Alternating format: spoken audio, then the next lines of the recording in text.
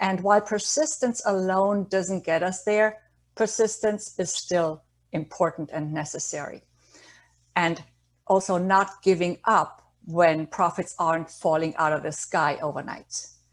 So this would be what I have to say about this, Chelsea, and I'm really curious what your take is in all of this.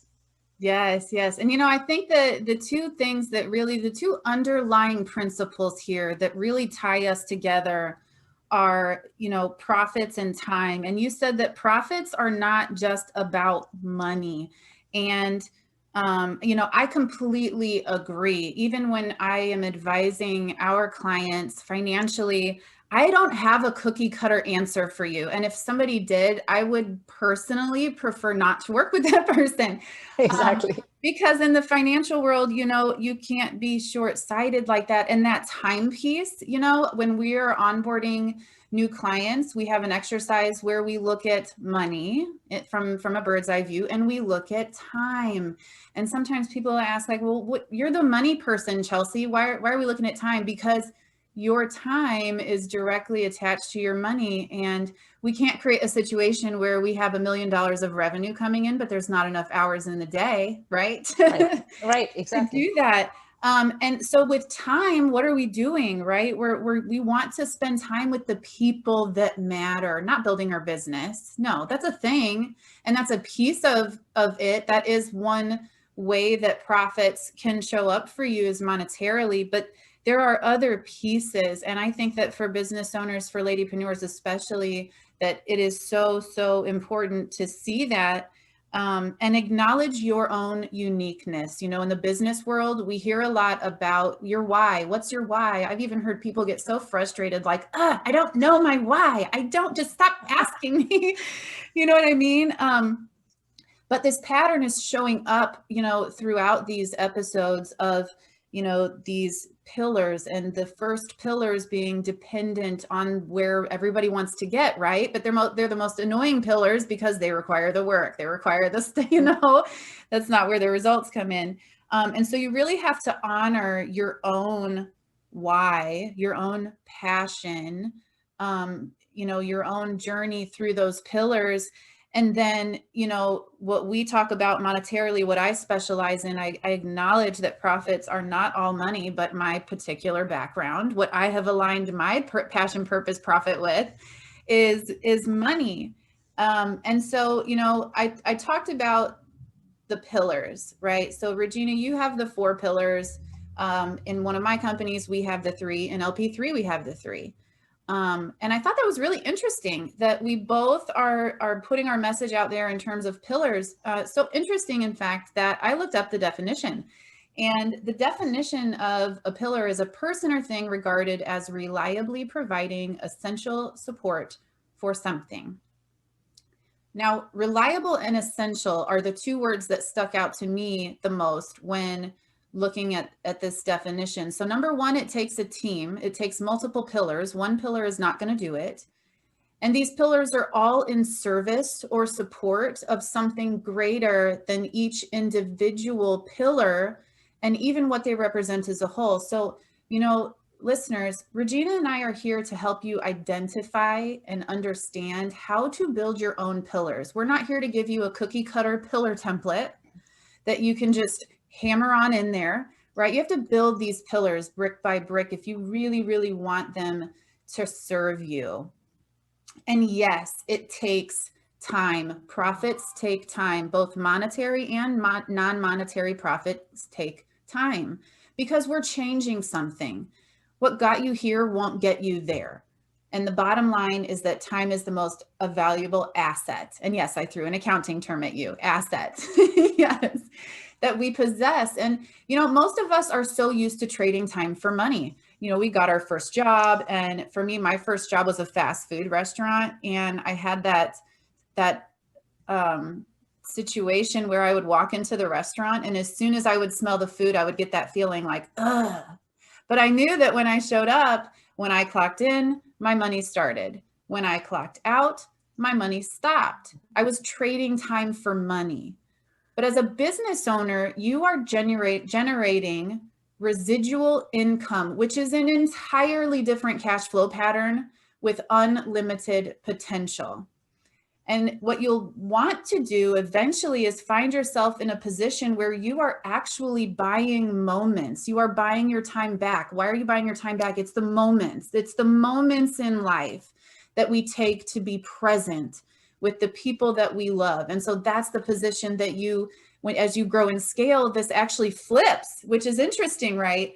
So you're no longer trading time for money, but you are buying your time and your moments back. And you're also giving, providing jobs for other people, providing flexibility for your team, giving people something greater to look towards. But like we say, as with all things, getting to the point of mastering your money is a journey that takes time. And another, area where Regina and I agree on is, the mental side of things. So money is a tool to be used. And there's a lot of shame around money. In fact, I was just talking to a lady today who owns a business, and she's in her first year, and she admitted that she has just an underlying fear of letting people into her books, to her operations.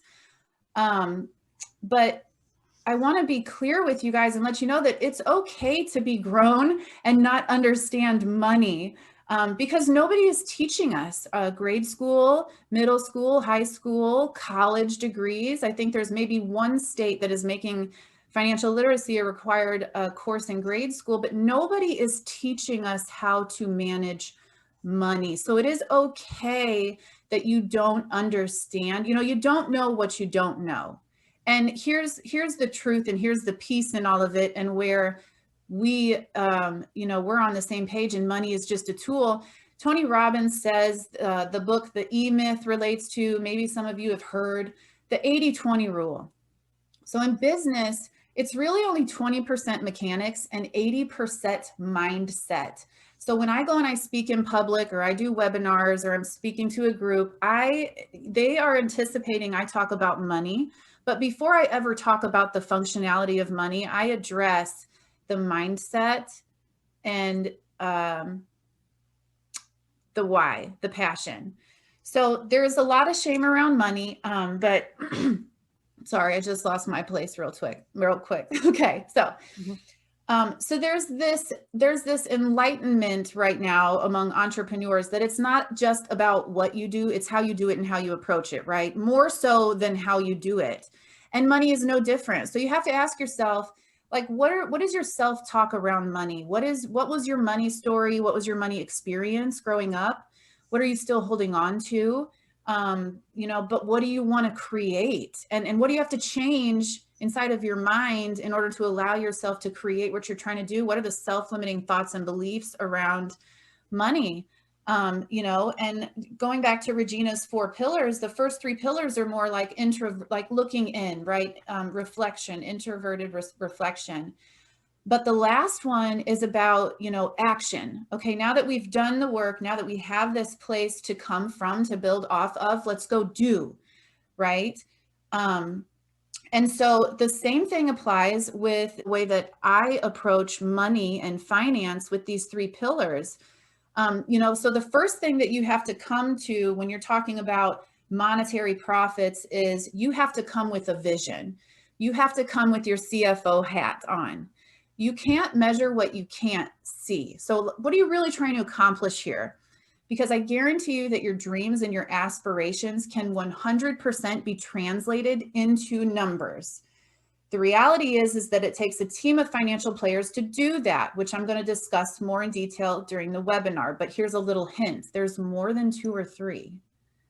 But it's in the group collaboration where you will find clarity around your goals, your current positioning, and what you need to do to get from point A and point B with consistent clarity, direction, and understanding.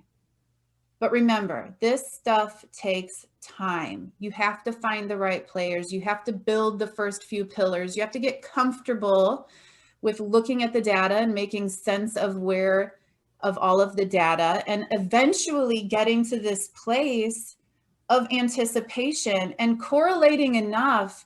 Regina, I would venture to guess that if people practice this You know, like the exercise you shared with us, if they practice this, it's just like everything else. They will get to this place to where their energy is more sensitive and they can feel it more. They're more sensitive to it, right? We get to this place where we're anticipating and almost have this foresight. And so it's the same, you know, with our 3 pillars. The first 2 are dependent, or I'm sorry, the third is dependent on the first 2, and all 3 of them are interdependent on each other. So the first 2 are the foundation. They're just the foundational work. It sucks, it's hard, it's technical. You're probably best just letting somebody know, somebody who knows what they're doing, do it. Yes, but once you get past that, the third pillar is where we step into that place of anticipation, of foresight when it comes to your money. You understand your cash flow. You understand how your cash moves when different things happen. But it takes time. And here's the truth. Your business will only grow and expand as much as you are willing to grow and expand as a person. And so that is why with Regina and I working together, there is so much to discuss. They may seem very independent, but in fact, they are very interdependent. And again, money is a vessel, and what shows up in your money life is coming from a deeper place inside you. Yeah, I totally agree with what you shared, Chelsea. And when you talk about pillars, it made me think of the pillars of a building. You know, they have to be really strong and solid to uphold the structure of the building. Yes, and that's why we need to work on these pillars. And effective action, as I said earlier, which is so inspired and effective action, which is the 4th pillar of my framework. It doesn't mean that I'm not taking action while I'm working on the other pillars, of course. Yes, I'm always taking action. It's all intertwined. It happens in parallel, as you well explained just now. And one thing that I also found really interesting is that how you use the word assets, because I also talk about unique assets in the context of distinctive uniqueness. These are the very precious superpowers, or, you know, very special strengths that you have that very few other people have in that same way. So these are what I call unique assets. And yes, I agree. Profits are a byproduct. You know, you can chase money, but you will not have a fulfilled life as a result automatically. And you may not making an impact, although you may be making a lot of money. Yes. And also, when you only focus on money, it shows in your approach and it shows in your energy. You no longer come across as heart-driven, as authentic, as someone who really wants to make a difference, but rather as someone who's only after the sale, as a business owner, for example, or after fame, or someone who just wants to get to the top of the career ladder at any cost if you work in an organization, right? And I'm guessing that's not who you are. So we all want, especially women, I have found, we really want to make an impact while making money. And that's what we need our influence for. And that's what then allows us to have a fulfilled life and feel fulfilled. Yes, well said. Well said. And you're right, it's a journey, right? Like, it's going back through the pillars, it's fine-tuning it, it's reflecting, it's going through it again and again and again. And it's okay if you don't feel like you're where you think you should be, because that's part of the process. Part of the process is letting go of what we think we should be because of what we've been told, and shedding those boxes and shedding those. That's part of being an entrepreneur, right? That creativity. You can only be so creative in a box, right? It's absolutely, you're not meant to be in a box. You're not meant to fit in a box. You were never meant to be in a box. You were never, the box wasn't even meant to be there for you. Yes, yes. Right. And it's okay to acknowledge, you know, you don't know what you don't know. And that is why great things that happen, nothing great was ever built alone. And people that are successful surround themselves with people who are strong in what they are not.